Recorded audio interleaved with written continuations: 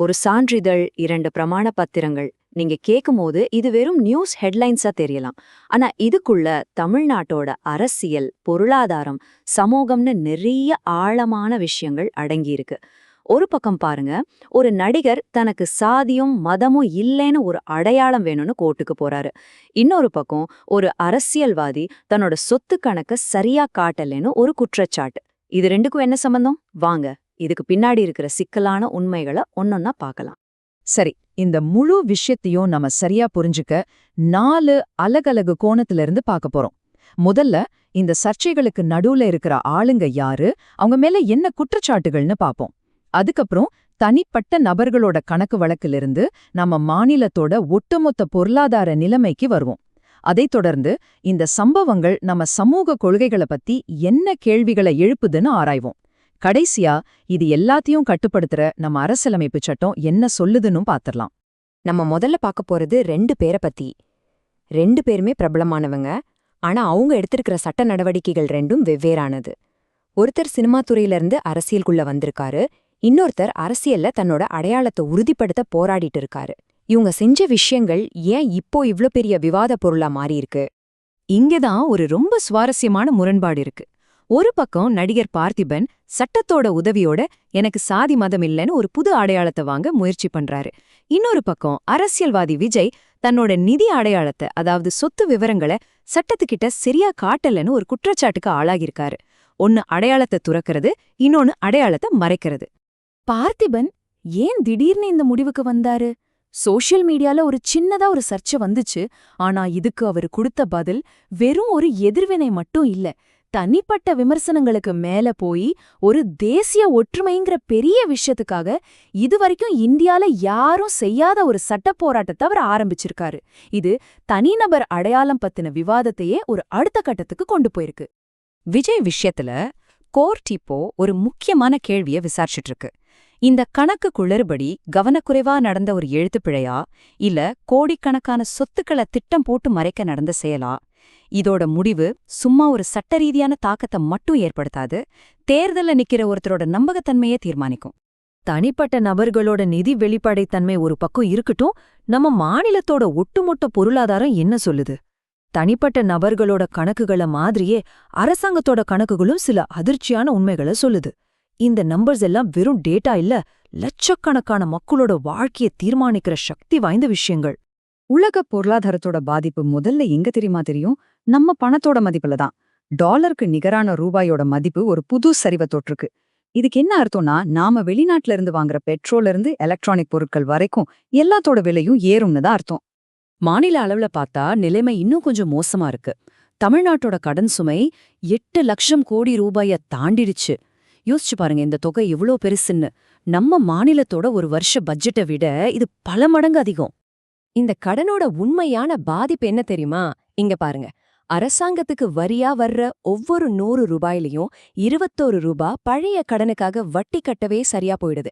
அதாவது ஸ்கூல், ஆஸ்பத்திரி, ரோடுன்னு எதுக்குமே செலவு செய்யறதுக்கு முன்னாடியே நம்ம வருமானத்துல 5ல 1 பங்கு வட்டிக்கு போயிடுது. சரி, இப்படி ஒரு பொருளாதார சூழல்ல அதிகாரம் யார்கிட்ட குவிஞ்சிருக்கு? இந்த லிஸ்ட பாருங்க. ரிலையன்ஸ், டிசிஎஸ், ஹெச்டிஎஃப்சி மாதிரியான சில பெரிய நிறுவனங்களோட கையில தான் இந்திய பங்குச்சந்தையோட தலைவிதியே இருக்கு. அவங்களோட வளர்ச்சி இல்லனா வீழ்ச்சி நம்ம நாட்டு பொருளாதாரத்தையே பாதிக்கும். ஓகே, நாம தனிப்பட்ட நபர்களோட வழக்குகள், மாநிலத்தோட கடன் நிலவரம்னு நிறைய பார்த்துட்டோம். ஆனா இந்த அரசியல் பொருளாதார பிரச்சனைகளுக்கெல்லாம் அடியில நாம யாரு, நாம எப்படிப்பட்ட ஒரு சமூகத்துல வாழணும்னு ஆசைப்படுறோங்கிற ஒரு பெரிய சித்தாந்த போரே நடந்துட்டு இருக்கு. இதுதான் நம்ம சமூகத்தோட மையத்துல இருக்கிற ஒரு அடிப்படை மோதல். பல 100 வருஷமா நம்ம கடைப்பிடிக்கிற பாரம்பரியம் பெருசா, இல்ல ஏன் எதுக்குன்னு கேள்வி கேட்கிற பகுத்தறிவு பெருசா? இந்த ரெண்டுக்கும் நடுவுல நடக்கிற போராட்டம் இன்னைக்கும் தொடர்ந்துட்டே தான் இருக்கு. இந்த ஏன்னு கேள்வி கேட்கிற பழக்கம் இன்னைக்கு நேத்து ஆரம்பிச்சதில்ல. பெரியார், அம்பேத்கர் மாதிரியான சமூக சீர்திருத்தவாதிகளோட அடிப்படை ஆயுதமே இந்த தர்க்கம், அதாவது லாஜிக் தான். கேள்வி கேட்கறது மூலமா தான் சமூகத்துல மாற்றத்தை கொண்டு வர முடியுங்கிறது தான் இதோட அர்த்தம். இந்த ரெண்டுக்கும் இருக்கிற வித்தியாசம்தான் இன்னைக்கு இந்தியாவோட எதிர்காலத்தையே தீர்மானிக்க போற ஒரு முக்கியமான கேள்வி. நாம எல்லாரோட நலனையும் கல்வி, சுகாதாரம் மூலமா பாதுகாக்கிற ஒரு நல அரசா இருக்க போறோமா, இல்ல ஒரு குறிப்பிட்ட மதத்தோட கொள்கைகளை முன்னிறுத்துற மத அரசா மாற போறோமா? தென்னிந்தியாவுல குறிப்பா தமிழ்நாட்டுல மதவாத அரசியல் பெரிய அளவுல ஏன் வேரூன்ற முடியல? அதுக்கு சில முக்கியமான வரலாற்று காரணங்கள் இருக்கு. திராவிட இயக்கம் மாதிரியான சமூக நீதி இயக்கங்கள் கல்விக்கும் பொருளாதார வளர்ச்சிக்கும் கொடுத்த முக்கியத்துவம், அப்புறம் மனிதநேயத்தை முன்னிறுத்தின பக்தி மரபுகள், இதெல்லாமே இங்க ஒரு தனித்துவமான அரசியல் களத்தை உருவாக்கியிருக்கு. சரி, கடைசியா இந்த அரசியல், பொருளாதாரம், சமூக போர்கள் எல்லாம் எந்த ரூல்ஸ் படி நடக்குது? அந்த அதிகாரத்தோட ரூல் புக்கான நம்ம இந்திய அரசியலமைப்பு சட்டம் என்ன சொல்லுதுன்னு பாத்திரலாம். பிரிவு 100. இது ரொம்ப சிம்பிளா பார்லிமெண்ட்ல எப்படி முடிவுகள் எடுக்கணும்னு சொல்லுது. ஒரு சட்டத்தை பாஸ் பண்ண குறைஞ்சது எத்தனை எம்பிக்கள் இருக்கணும், ஓட்டு சமமா விழுந்தா ஸ்பீக்கரோட ஓட்டு எப்படி முடிவை மாத்தோங்கிற மாதிரி ஜனநாயகத்தோட அடிப்படை விதிகளை இதுதான் உறுதி செய்யுது. பிரிவு 101 மக்கள் பிரதிநிதிகளோட பொறுப்பை உறுதிப்படுத்துது. ஒரே நேரத்துல 2 பதவியில இருக்கிறதையும், தொடர்ந்து 60 நாள் பெர்மிஷன் இல்லாம கூட்டத்துக்கு வராம இருக்கிறதையும் தடுக்குது. சிம்பிளா சொல்லணும்னா, வேலைய ஒழுங்கா செய்யலன்னா பதவி காலியாயிரும்னு இது எச்சரிக்கை பண்ணுது. சமீபத்துல மேற்கு வங்க வாக்காளர் பட்டியல் வழக்குல நீதித்துறையோட ஒரு நுட்பமான அணுகுமுறைய நாம பார்க்கலாம். ஒரு பக்கம் ஓட்டர் லிஸ்ட் சுத்தமா இருக்கணும், மறுபக்கம் எலெக்ஷன் நடந்துட்டு இருக்கும்போது தலையிட்டா மொத்த ஜனநாயக நடைமுறையுமே கெட்டு போயிடும்.